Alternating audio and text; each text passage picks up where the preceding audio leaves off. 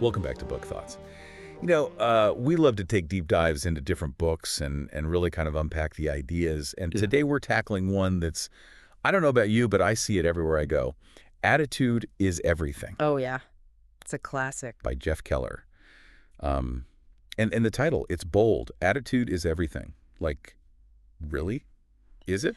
Well, it's definitely a powerful statement. It is. It gets your attention. And I think it speaks to this idea that's been around for a long time, this idea that our mindset really does play a huge role in how our lives unfold. Mhm. Success, happiness, relationships. I mean, it seems like attitude touches everything. And Keller, I mean, he doesn't shy away from that. He dives right in. He even starts the book with his own story, which is Sure. pretty interesting. I mean, he was a lawyer Yeah, he was. and not a happy one at that. Not at all. Kind of the classic stuck in a rut story, right? Yeah, yeah. Like going through the motions, feeling unfulfilled.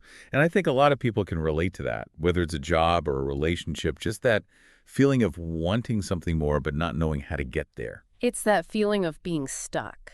And what's interesting is that Keller doesn't present his transformation as like some overnight miracle, like, oh, he just thought positive and everything changed. No, he's very upfront about the fact that it was a process. Yeah, it was a journey. And he really emphasizes that even small, consistent changes in your attitude can create a ripple effect over time. Like, it's not about this massive overhaul.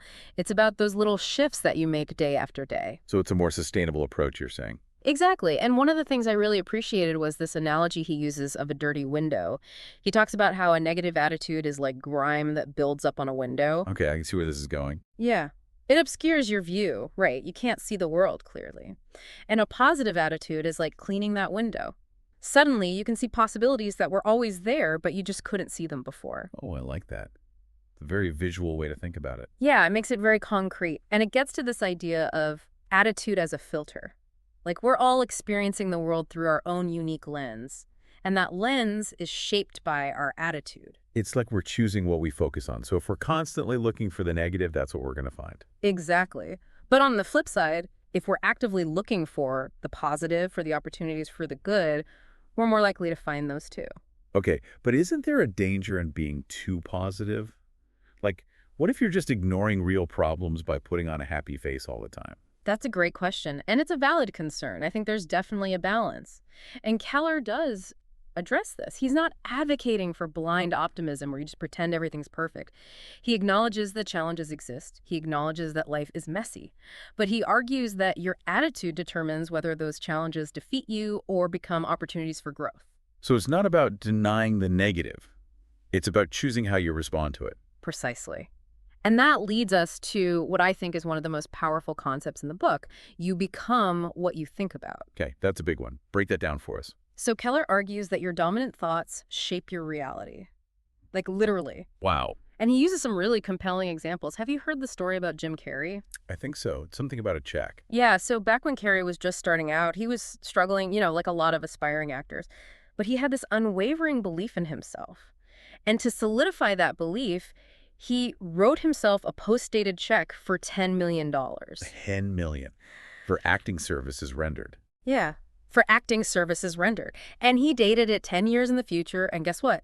A few years later, he landed a role that paid him exactly that amount. Okay, I've heard that story before, but I'm always a little bit skeptical of these manifesting your dreams kind of narratives. Is there any actual evidence to support this, or is it just anecdotal, feel-good stuff? Well, it's definitely more nuanced than just wishing something into existence. Like, I don't think you can just sit on your couch, visualize $1 million, and expect it to magically appear. Yeah, there's probably a little bit more to it. But what's interesting about the Jim Carrey story, and the other examples Keller uses, is the level of specificity. It wasn't just a vague desire for wealth or success. It was a clear vision. He had that picture in his mind. Exactly, of the exact amount and the path to get there. And this actually aligns with research on goal setting, which shows that specific, measurable goals are more likely to be achieved than vague aspirations. So it's not just about thinking positive. It's about channeling that positivity into concrete actions and a clear vision of what you want to achieve. Exactly. And that brings us to another key point Keller makes, the importance of commitment. Okay, commitment. Everyone talks about commitment. What's Keller's take on it? Well, he distinguishes commitment from mere effort. Like, you can put in effort without being truly committed. It's like going through the motions versus being all in. Yeah. So for Keller, commitment is about unwavering dedication. It's a decision that even when things get tough, you're not giving up. So it's about resilience, about sticking with it, even when you don't see immediate results. Yeah. Exactly. And he tells this great story about David Baldacci. Oh, the author? Yeah, David Baldacci. So before he was this best-selling author, he was a lawyer. But he had this dream of writing a novel. And so for years, he wrote every single night after putting in a full day's work as a lawyer. And it took him years to get published, years of rejection. But he never gave up. He was committed. And that's what it takes, right? I mean, we live in a culture of instant gratification. Oh, absolutely. So it's easy to get discouraged when success doesn't happen overnight. It's tough. But Keller's point is that true commitment is about playing the long game. It's about showing up consistently even when you don't see immediate results. And that consistency, that dedication, that's what eventually leads to breakthrough. I like that. So you start by shifting your attitude to see possibilities. Then you focus your thoughts on a specific goal, and then you commit to that goal with unwavering dedication. But how do you then actually turn those goals into reality?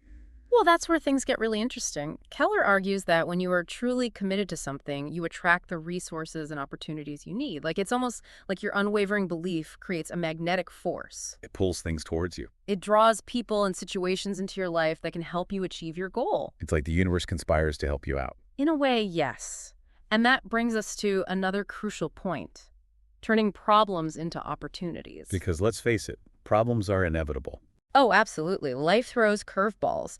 But Keller has a whole chapter dedicated to this idea that adversity can actually be a catalyst for growth and positive change. So it's about reframing those challenges. Exactly. He shares a powerful story about a woman named Sharon who was diagnosed with a brain tumor. And instead of succumbing to despair, she used the experience to reevaluate her priorities, deepen her relationships, and really appreciate the preciousness of life. Wow, that's incredibly inspiring. But it also makes me wonder, are we putting too much emphasis on the individual's attitude here? I mean, what about systemic issues, inequalities, things that create barriers to success regardless of how positive you are? That's a great point. And it's a valid critique. I think there are definitely limitations to this attitude is everything approach. It's true that systemic issues can create real obstacles, and a positive attitude alone can't magically erase those. But what's interesting is that even within those limitations, Keller argues that you still have a choice in how you frame those challenges. Like, he talks about a man named Dave Bruno, who was in this really serious accident that left him unable to walk for a while.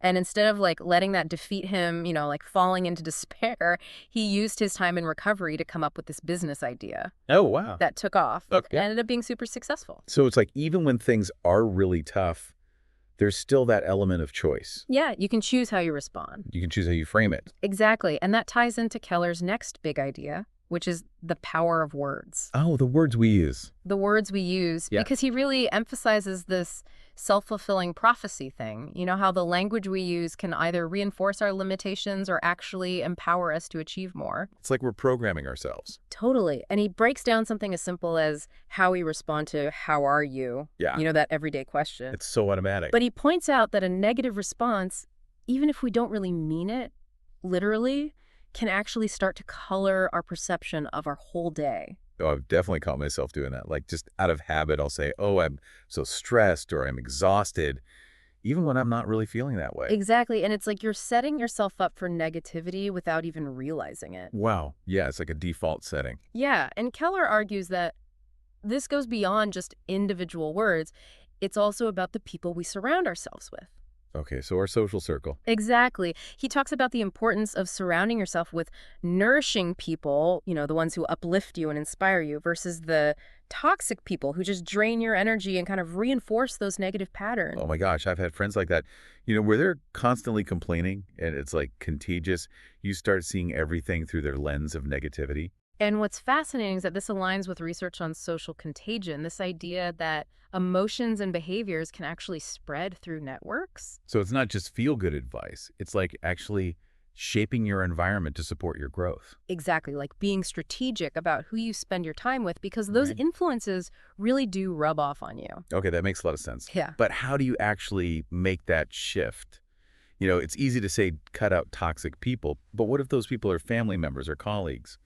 you can't just avoid. That's a tough one for sure. And that's where Keller's emphasis on personal responsibility comes in. Again, he acknowledges that you can't always control who you're around, but you can control how you react to them. Okay, so taking ownership even when you can't control the situation. Exactly. Like you can set boundaries, you can consciously choose to focus on the positive, and you can limit your exposure to the negativity as much as possible. It's like protecting your energy. Right. And it's about recognizing that you have more control than you might think. I'm seeing a pattern here. It seems like a lot of Keller's advice boils down to taking ownership of your thoughts, your words, your environment, even when you can't control every external circumstance. Absolutely. And that leads to another key theme in the book, confronting your fears. Okay, fear, that's a big one. It is. And Keller argues that growth and success often lie outside of our comfort zones. It's about being willing to feel uncomfortable, To push yourself. to push yourself. And he challenges readers to embrace discomfort and view fear as a signal that there's an opportunity for growth there. So instead of running away from fear, you lean into it. You lean into it. And he uses this great example of learning to ride a bike. Oh, yeah. Remember that feeling? Oh, I totally. The fear of falling was so real. But once you got over that initial hump, it was the best feeling. So liberating. So freeing, yeah. And that's what Keller is getting at. He argues that so much of our potential is locked behind these walls of fear. It's holding us back. And he also emphasizes that failure is an inevitable part of the process. Right, like it's not all sunshine and roses. Even with the best attitude, things don't always go as planned. Totally, and that's where Keller's reframing of failure as a stepping stone comes in. He highlights stories of people like Jerry Seinfeld. The comedian. Yeah, and talk show host Sally Jesse Raphael, who faced tons of rejections and obstacles before they made it big. So it's about seeing those failures not as a full stop, but as a detour on the road to success. Exactly. And that ties back to that commitment we were talking about earlier, the willingness to keep going even when things get tough. It's about resilience. Resilience for sure. And Keller's message is clear. If you're not willing to fail, you're not truly willing to succeed. So we have to embrace the messy parts. The messy parts, the imperfect journey of growth, and not let fear hold us back. It's about progress, not perfection. Exactly. And I think that's a really important message, especially in today's world where there's so much pressure to be perfect. So we've talked about taking control of our thoughts, our words, our reactions to fear and failure. But it seems like success also involves connecting with others. What does Keller say about networking? He dedicates a whole chapter to the power of networking, emphasizing its role in amplifying success. But it's not the kind of sleazy transactional networking you might imagine. Not the used car salesman approach. Not at all. He advocates for a more service-oriented mindset, focusing on building genuine relationships and contributing value to others. So it's about giving as much as you get. Exactly. And he shares these great personal anecdotes, like his chance encounter with this freelance writer named Stu Kamen that led to all these unexpected opportunities and collaborations. Wow, so it's like those random connections can really open doors. It's a reminder that building a network of supportive individuals can provide valuable insights, resources, and a sense of community. Okay, so it's about more than just career advancement. It's about building a support system. Exactly. And Keller's networking advice really emphasizes reciprocity, genuine connection, and the importance of consistently adding value to those in your network. He encourages us to view networking as an opportunity for mutual benefit, where everyone involved has something to offer and something to gain. So it's a win-win situation. It should be, and that's a much more fulfilling approach than just seeing it as a way to get ahead. I love that. So to wrap up this part of our deep dive, it seems like Keller's core message is that cultivating a positive, proactive attitude is the foundation for success in all areas of life. It's about taking ownership of your mindset and your actions and believing in your ability to create the life you want. But is this book all sunshine and rainbows? What about its limitations? Well, one criticism is that it might oversimplify the complexities of human psychology and potentially downplay the impact of external factors on success. You're right. Life is rarely as straightforward as think positive and good things will happen. Exactly. We all face challenges and setbacks that can't simply be willed away with a positive attitude. So while attitude plays a significant role, it's not the only factor determining our outcomes. Agreed. And while Keller acknowledges adversity, he doesn't really offer in-depth strategies for coping with major setbacks like grief trauma or systemic inequalities. That's true. It's important to recognize that while attitude is everything, offers valuable insights and practical tools, it's essential to approach it with a balanced perspective, recognizing its limitations and the complexities of human experience. Absolutely. It's not a magic bullet, but it can be a powerful tool for personal growth and transformation. Okay, so shifting gears a bit, let's talk about Keller's writing style. What did you think? Well, his writing is definitely clear, concise, and easy to understand. He avoids jargon and complex psychological theories, Yeah. which makes it very accessible to a wide audience. I agree. And he uses humor and personal anecdotes really effectively. It's like having a conversation with a friend who's sharing their wisdom and experiences. Yeah, his storytelling is definitely a strength. It helps ground those concepts in real life scenarios, makes them more tangible and relatable. However, some critics argue that his reliance on anecdotes while engaging might come across as lacking depth or scientific rigor. That's a fair point. The book could benefit from more research backed evidence to support its claims. It's interesting how the book's strengths can also be its weaknesses.